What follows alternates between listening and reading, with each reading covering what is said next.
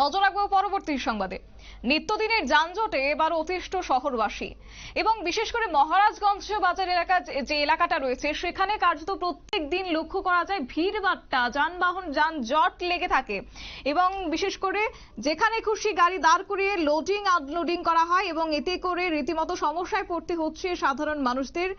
একই দুজন থাকে ট্রাফিক পুলিশ কর্মী, যার ফলে তাদের পক্ষেও সবটা নিয়ন্ত্রণে আনা সম্ভব হয় না। যানজট মুক্ত করাটা সেক্ষেত্রে এক দুজন ট্রাফিক কর্মী দিয়ে সম্ভব হয় না। তাই আজ ট্রাফিকের ডিএসপি সুধাম্বিকা আর এর নেতৃত্বে এনফোর্সমেন্ট টিম অভিযান চালায় এবং শেষবারের মতো আজকে রাস্তার উপর পার্কিং করে রাখাগুলিকে সতর্ক করা হয়। তারপরও যদি এই রকম ভাবে রাস্তা দখল করে গাড়ি পার্কিং করে রাখা হয় তাহলে কিন্তু তাদের বিরুদ্ধে আইনত ব্যবস্থা নেওয়ার আজ হুঁশিয়ারি দিয়েছেন এই অভিযানে। কি রয়েছে বক্তব্য শুনুন। स्पेशल एनफोर्समेंट कर रहे हैं, तो हम लोग अभी एनफोर्समेंट करते रहेंगे और यहाँ पे जो एनक्रोचमेंट है इसको हम हटाएंगे। जो भी रोड को ऑब्स्ट्रक्ट कर रहा है, कंजेशन कर रहा है, जैम कर रहा है, उसको हम लोग सॉल्व करने के लिए कोशिश करेंगे। फिर भी अगर ना नहीं हुआ तो फाइन वगैरह ऐसा कुछ होगा? हाँ, हम लोग अगर ये लोग बात मानते नहीं है तो हम लोग को लीगल एक्शन लेना पड़ेगा।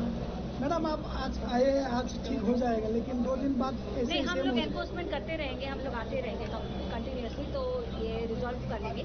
और हम लोग सोच रहे हैं कि इनसे पहले एक बार बात कर ले एसोसिएशन वालों से और ये व्हीकल ओनर से, फिर अगर वो नहीं मानते हैं तो फिर हम लोग को कुछ स्टेप्स लेना पड़ेगा। मैडम यहाँ पे जो ट्रैफिक कांस्टेबल रहता है, আপনারা শুনলেন ট্রাফিকের ডিএসপি সুধাম্বিকা আর এর বক্তব্য। তিনি জানিয়েছেন যে এই অভিযান তারা আগামী দিনেও জারি রাখবেন। মূলত আজকে তারা অভিযান চালিয়েছেন যানজট নিয়ন্ত্রণে আনতে, বিশেষ করে অবৈধভাবে যারা পার্কিং করে রাখা হয় আগামী দিনে তাদের ক্ষেত্রে সতর্ক বার্তা দিয়ে দেওয়া হয়েছে। যদি তারা ট্রাফিক রুলস না মানেন তাহলে আইনত তাদের বিরুদ্ধে ব্যবস্থা নেওয়া হবে, এমনটাও আজ হুঁশিয়ারি দেওয়া হয়েছে।